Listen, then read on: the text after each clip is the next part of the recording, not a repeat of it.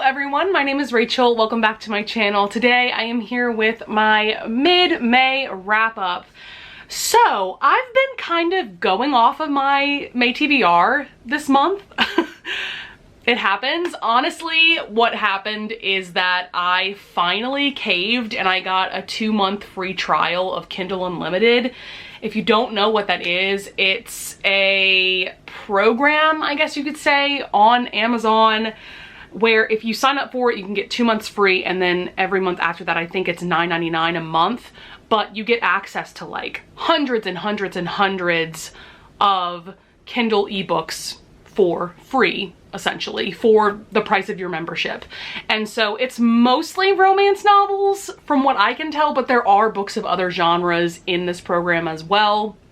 So yeah, I finally caved and got a 2-month free trial because there's a couple of authors that I've just been dying to read more of their books, but I didn't want to shell out the extra cash to buy ebook copies of. And I'll get to those books throughout this wrap up. There are some books that I have been sticking to my TBR with and some books not so much. It's totally fine. I don't feel the need to confess my sins to you all, but I just wanted to bring it up because yeah, I'm like obsessed with Kindle Unlimited at the moment. Without further ado, let's just get into the books. I have 15 books to talk about. The first one is The Good Sister by Sally Hepworth. This is a mystery thriller. It has been a long time since I have read a thriller, wow, because I've just been going so far down the historical romance rabbit hole lately. Well, I guess just romance rabbit hole, but yeah, it's been a long time since I've read a thriller. I got the e-arc of this one honestly, like back in September or October off of NetGalley, so it's kind of a shame that I'm just now getting to it. So this is a very interesting plot. We are following two twin sisters, Rose and Fern. Fern has autism and Rose doesn't, but they are very, very close with one another. Essentially, when they were kids, Fern did something really terrible and Rose has always covered that up and hasn't told a soul, and so that's another reason why they're so close. Also, we see from the beginning that their mother maybe wasn't the best mother to them, and so they kind of had to depend on each other.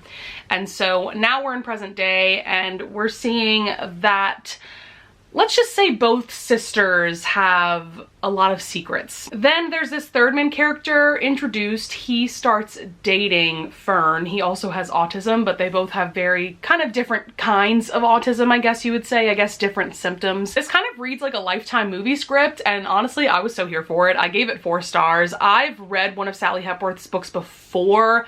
I want to say it's called The Mother-in-Law or something similar to that, but yeah, I enjoyed this one just as much as I enjoyed that one. So remember how I mentioned that I got Kindle Unlimited? That's because I have been dying to read more from Ruby Dixon.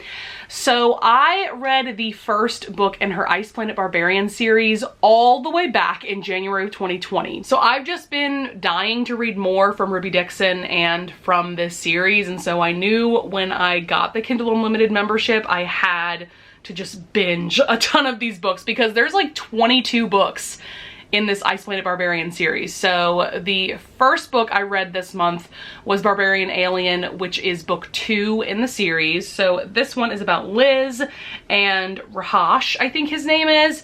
And this one has a fun dynamic because Liz is definitely a very sassy and strong heroine, and Rahash is a scarred, grumpy virgin hero.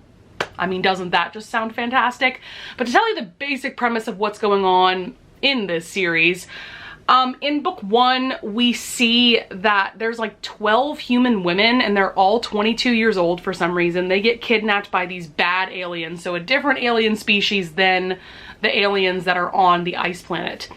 They get kidnapped to essentially be sold maybe into sex slavery. We're not really told what, but it sounds like something really terrible is going to happen to these women. They end up crash landing on this ice planet where these blue aliens live. And it turns out that this tribe of aliens, most of the females passed away. I think there was a sickness that went through the tribe. So now there's a lot of male aliens and only a few females left. So lo and behold, these human women show up and romances between these human women and these alien men start happening. And it is such a fun time.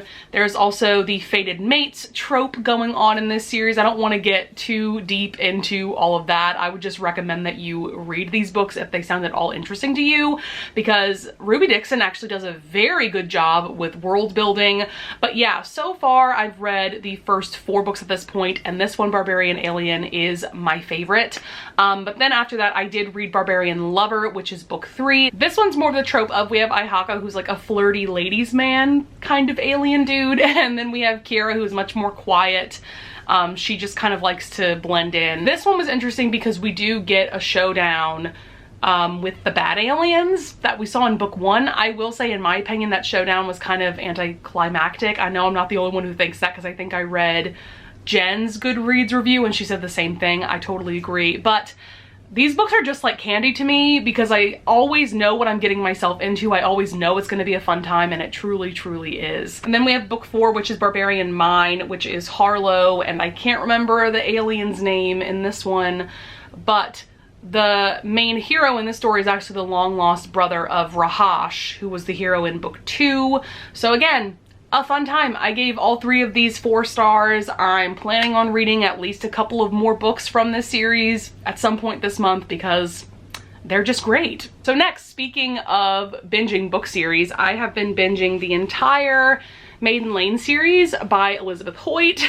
Here's books 1 through 8 here, which are the books that I have read so far this month. I am doing a reading vlog for my experience reading these books, so that will hopefully be uploaded, I'm hoping within the next week or so. This is just a long series. There's 13 books. At this point, I've read 8.5 of the books, because this is book 9. I'm like halfway through it.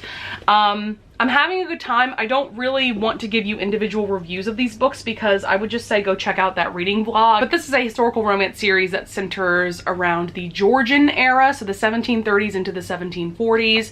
We have this vigilante, this masked vigilante known as the Ghost of St. Giles, and there are several men that take on that persona and fight crime in St. Giles, which is a very poor and dangerous part of London. But I will tell you, my favorite book of the series so far is Thief of Shadows. This is book 4. We have the virgin hero trope going on. Also, we are finally getting the romance of one of the men that is the Ghost of St. Giles. It's absolutely fantastic. I love it so much. And then I'll just tell you, my least favorite book of the series so far is Notorious Pleasures, which is book 2. This was just fine. I gave it 3.5 stars. I just didn't really connect to the hero or the heroine all that much. Yeah, like I said, you'll get more of my in detail thoughts in my reading vlog for this series. So yeah, having a fun time with that. So next is a historical romance that I really didn't know what I was getting myself into when I started it. This is After Midnight by Teresa Medeiros. I read this because this was the May pick for the Rake Appreciation Society that Jen and Crystal run here on YouTube. I will link both of their channels down in the description below. Their live discussion video about this book actually just aired yesterday. I'm filming this on May 14th. Yeah, just yesterday. Haven't gotten a chance to watch it yet, but I was really excited about this book because it's essentially about this Viscount named Adrian who may or may not be a vampire. And there is also our main character, Caroline. She is the older sister to Vivian, who has been courting Adrian, the mysterious Viscount. And things get pretty dramatic and angsty because Caroline and Adrian actually have a very strong connection with each other. And that's one of the things I loved about this book, was the chemistry between these two characters. I do want to say that this book actually is paranormal. I'm happy to report that. I was kind of worried when I was reading this that the author might cop out and just kind of explain the paranormal things that happen in this book away or something like that, but there are vampires involved, rest assured. And I just need more paranormal historical romances in my life. So if you have recommendations, please leave them in the comments below. But yeah, I will say this book moved pretty slow at times, but I did take my time reading this because there is no audiobook for it. And so I would just read like 20% of this book a day between reading some of like the Maiden Lane books or something like that. I also just loved how fiercely Caroline and Adrian loved not only each other, but their families, because Caroline is taking care or trying to take care of her 2 younger sisters, and then Adrian is taking care of his younger brother, and there's just a lot of drama going on with their families as well. Yeah, also Adrian is just straight up hot. Like, and he's magnetic. I couldn't help but fall in love with him while reading this. Just an addictive book. I had a fun time with it. I can definitely understand why some people didn't enjoy this as much as I did, but at the end of the day, it was fun and I had to give it 5 stars. Next up, I read Slave to Sensation by Nalini Singh. This is book 1 in the Psy Changeling series. This is such an interesting world. It is a paranormal romance series. We are centering around this world that's very much like our own, except that there are essentially 2 different kinds of magical humans, I guess you could say. We've got the Psy, which are humans with psychic abilities, all kinds of different psychic abilities. And then we've got the Changelings, which are humans that can shift into all kinds of different animals.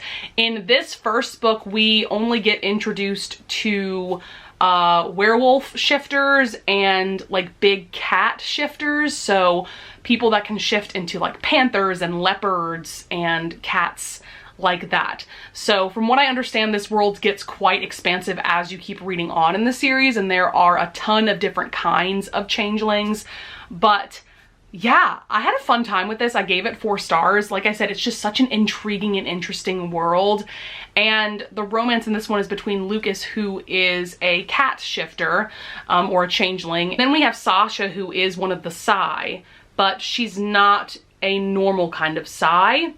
She essentially feels emotions, which Psys are not supposed to. And so if anybody found out, she could be put into what they call like a rehabilitation facility, but they are not pleasant places. Yes, very angsty for sure. I enjoyed the romance between Lucas and Sasha. It wasn't anything mind-blowing for me personally, but I did have a fun time with it. For me, the world was far more interesting, so I cannot wait to read more in this series. Then I actually only have 1 book left to discuss because most of the books I read so far this month were the Maiden Lane books, but that is Alat's Away by Darcy Littlebadger. So this is a book by an Indigenous author about a mostly Indigenous cast of characters, which is just amazing. I'm not sure if this is middle grade or if it's young adult. It could go either way because the main character, Ellie, she's like 16 or 17, but to me this book just read more middle grade. It just read a bit younger than a 17-year-old main character, if that makes sense. So I'm not really sure where I would put this.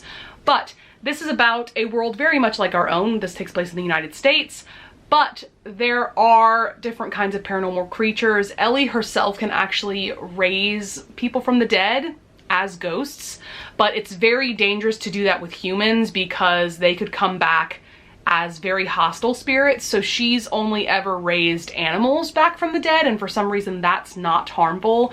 So she has this dog named Kirby who passed away some years back, but she brought him back as a ghost. So Kirby's her little ghost dog that follows her around, which is really adorable. But this plot goes in a very different direction than I thought it was going to be. It's actually a murder mystery because at the beginning, her cousin Trevor dies and he comes to her in a dream and tells her, I was murdered by this man. Like, I know I was murdered by this person. I don't know why because I've only met this person once. So the plot goes on from there. I ended up giving this 3 stars, unfortunately. There were parts of this that I really loved and was engaged in, but most of this book, I just wasn't as engaged. And I did find myself zoning out at times.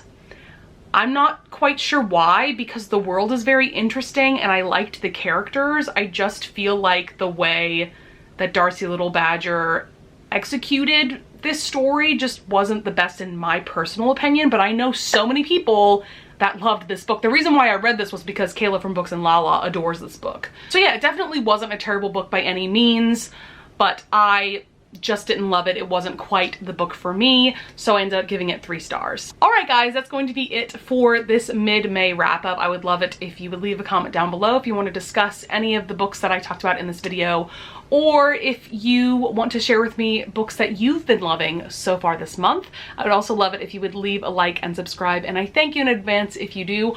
Also, real fast, just wanted to mention that my channel has finally been monetized, and I have to thank all of you for that, because if you weren't subscribed to me and watching my videos, that wouldn't have happened. So thank you all so much for subscribing and watching my content and just being such lovely people in the comments and everything like that. I love you all so much. So yeah, with that being said, I will see you guys in the next video. Bye!